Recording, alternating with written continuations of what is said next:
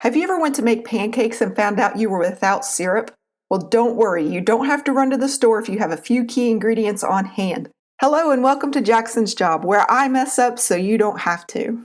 The first thing you're going to need is 1/2 cup of light brown sugar, that's 113 grams. 1/2 cup of granulated sugar, that's 100 grams. I like to add a pinch of salt, that's 1/8 of a teaspoon, 0.625 grams. This helps balance out the sweetness. Then we are going to use some white vinegar. The vinegar helps both delay crystallization and prolong your syrup. Always a good thing to add, and don't worry, you won't taste it later on. Add in 1 teaspoon of vinegar, that's 5 milliliters. Next, we're going to use a vanilla. You can use imitation vanilla or you can use pure vanilla extract. If you're trying to get this to taste like the stuff that you get out of the bottle, I recommend using imitation or a mixture of the two. And then you're going to add in 1 teaspoon of vanilla, that is 5 milliliters. And if you don't want to use it at all, you don't have to. And you can also use maple syrup extract if you can find it, and it would be awesome. Finally, we're going to slowly pour in 1 1/4 cups of water, that's 300 milliliters. Pour it in slowly so you don't splash any sugar crystals onto the sides of the pan.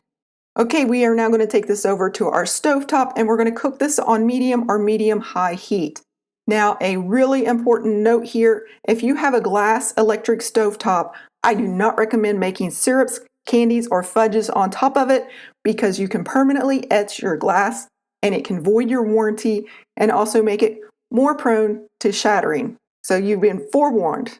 Now, as this is heating up, you want to stir this gently, not vigorously, because you want to keep the crystal sugars down off the sides of the pan. Bonus if you know the name of the dog up in the corner.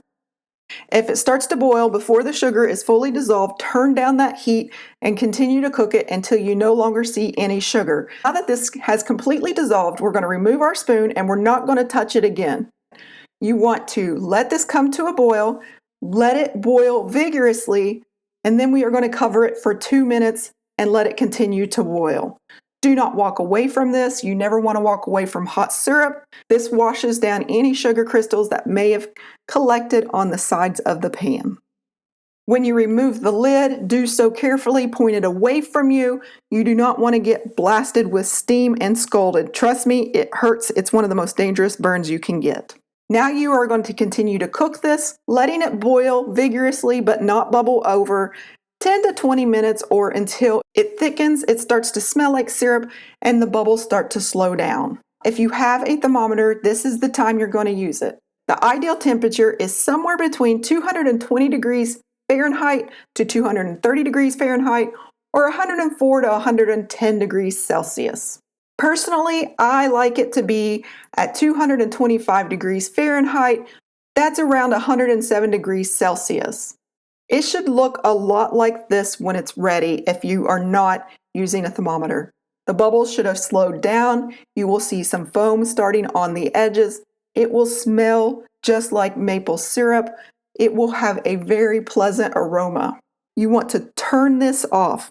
You want to remove it from the burner carefully and let it cool down completely before you transfer it to a container.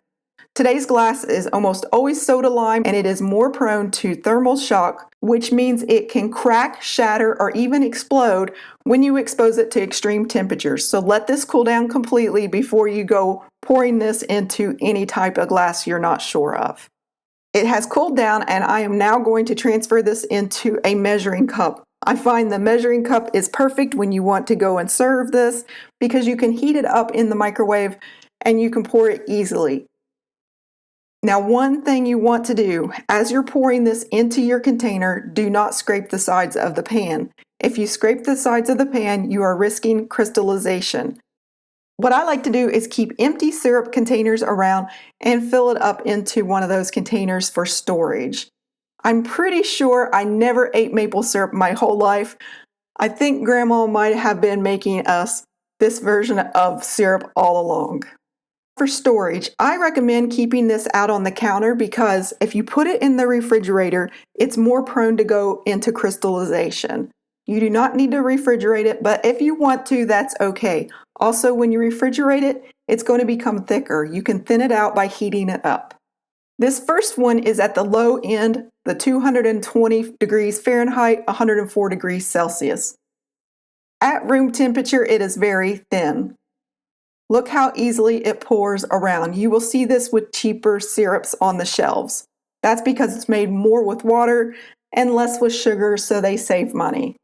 In the refrigerator, it's quite thick. It's going to be like a more traditional syrup. And if you store your syrup in the refrigerator, you might want to go at this lower temperature. This next one is the one I prefer. This is 225 degrees Fahrenheit, 107 degrees Celsius, and this is at room temperature. This is the perfect consistency for pancake syrup for me. By the way, how do you guys say syrup? Do you say syrup? Syrup? I don't know. I'm probably saying my hick accent here. When you refrigerate this, it becomes quite thick. And I like this as well. Sometimes if you want to use less syrup, I find if you refrigerate it, you're less likely to use a lot more. Finally, at the 230 degree mark or 110 degrees Celsius, it will look very viscous inside the refrigerator. It will look a lot like honey. I wanted to show you how thick this is exactly out of the refrigerator, and this is quite old, so it has started to crystallize, and by crystallization, I mean you're seeing sugar crystals. It's quite lumpy on the edges as I'm pouring it onto the plate. Now, I have talked a lot about crystallization, so I thought it would be good to let one of these syrups go into crystallization and let you see exactly what I'm talking about. Sugar crystals love to be in their natural form, which are crystals. So if there's only one little stray crystal of sugar that was not dissolved, it will start to form a chain reaction and it will gather up more sugar and turn it back into that crystal sugar. It's actually quite pretty, isn't it? Not so good for your syrup. If this does happen to you, you can reheat this and dissolve all the sugar. But you don't want to eat it as it is because it's quite grainy. It's basically undissolved sugar. And when you rub it between your fingers, you're going to feel grit. That's not something you want to have on your pancakes. I hope you enjoyed this recipe. Thank you for watching, and as always, happy baking!